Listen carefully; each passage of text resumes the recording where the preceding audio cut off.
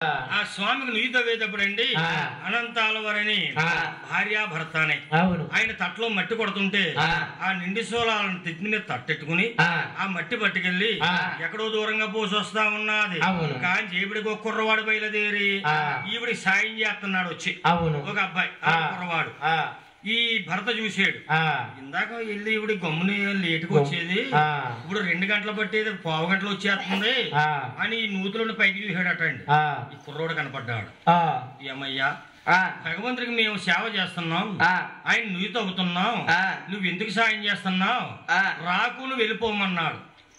ఆ కుర్రోడు వెళ్ళిపోతాం లేదండి, ఎంచి చెప్పిన వెళ్తలేదు, అలాగ మోస్తున్నాడు. ఈ కోపం వచ్చింది అనంతాల వారికి. ఈ తవ్వే గుణపం ఆ కుర్రోడి మీదకి ఇసిరాడట. గడ్డం బద్దలేసిపోయింది, కొన్ని రక్తం గారిపోతుంది. కుర్రవాడు వెళ్ళిపోయాడు, ఇలా నుయ్యి తవ్వేశాడు, ఈ గుణపం కడిగేసాడు. ఈ భార్యాభర్త గర్భగుడి కడిగి వెళ్ళాడు. అవునండి, ఆ స్వామి గడ్డం బద్దలేసిపోయి రక్తం వస్తున్నానికి విగ్రహం ఉంటాను. ఎవరు వచ్చారు అక్కడికి? మహానుభావుడు కుర్రవాడు రూపంలో వచ్చాడు. అవనండి, మహానుభావ ఎవరో అనుకున్నాను, నువ్వు వచ్చేవా, నువ్వు మాకు సాయం చేయడానికి వచ్చేవా అని పచ్చ కొప్పారు పట్టుకెళ్ళి ఆ గడ్డానికి అంటించారటండి ఆనాడు. అవనండి, చూడండి గడ్డానికి మచ్చ ఉంది స్వామికి. అనంతాల వరకు కుట్టిన దెబ్బ గొడ్డలు కాదండి, అది గుణపం. గొడ్డలు తగిలింది వేరు చెప్తాను, మళ్ళీ దానికి ఉంటుంది. అది పచ్చగొప్పారు అంటించారని మాట అండి. అవునండి, అప్పుడు ఈ స్వామి అన్నాడు, వీళ్ళిద్దరు కాళ్ళ మీద పడి భగవంతుడు అది ఇదే కొట్టేమా, మాకు జనం ఉందా, మేము ఎన్ని కర్మలు అనుకుంచాలని ఏడుస్తున్నారట అండి. మీరు మా బిడ్డలతో సమానం అయ్యా, నువ్వు కొట్టినా పర్లేదు, తిట్టినా పర్లేదు, మీకు ఏ భయము లేదని స్వామి దగ్గర చేర్చుకున్నాడు ఆ భార్యాభర్తని. అప్పుడు ఈ కొట్టిన గుణపం ఉంది కదండి, స్వామి దర్శించుకున్నాం మనం. ఇలాగ బంగారు ముయ్యకా నుంచి డబ్బులు లెక్కెట్టేది ఉంటుంది వెనకాల.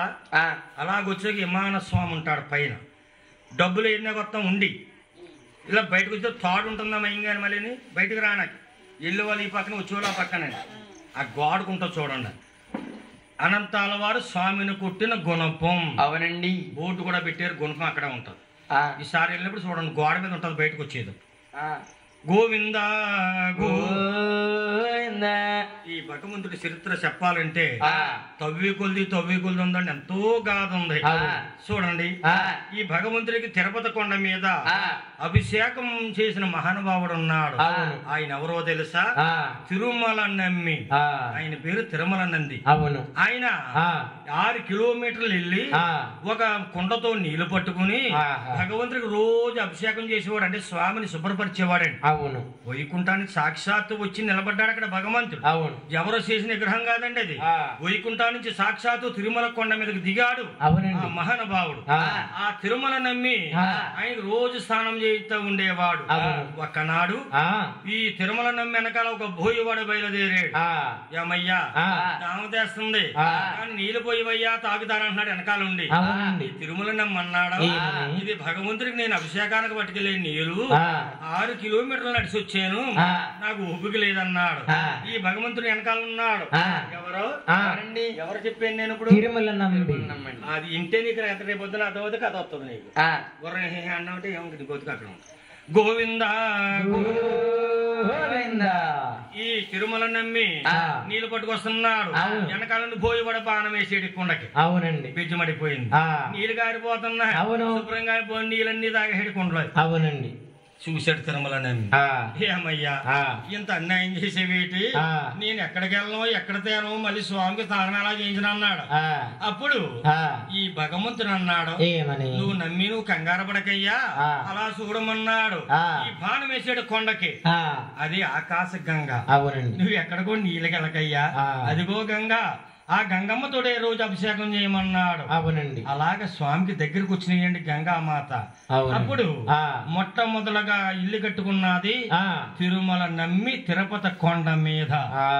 ఎంత పట్టణం అయిపోయిందండి. అవునండి, కొన్ని వేల లక్షల ఇల్లులు ఉంటాయి పైన. అవునండి, గోవింద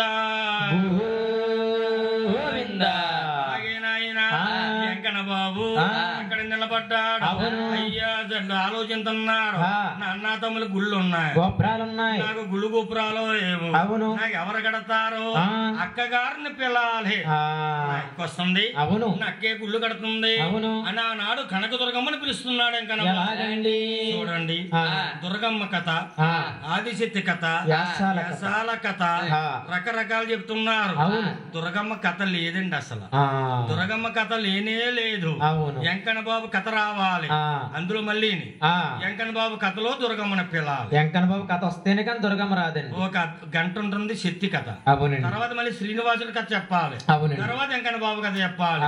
అందుకే ఈ స్వామి కథ ఎక్కడైతే అంటే అందంగా చెప్పగలుగుతారో, విన్న వాళ్ళకి కానీ చెప్పించుకున్న వాళ్ళకి కానీ, ఆ గ్రామానికి కానీ, పాడి పంటలో, శ్రీ సంపదలో, బాగు భాగ్యాలు ఎన్నడూ స్వామి స్థానం ఉంటాడండి.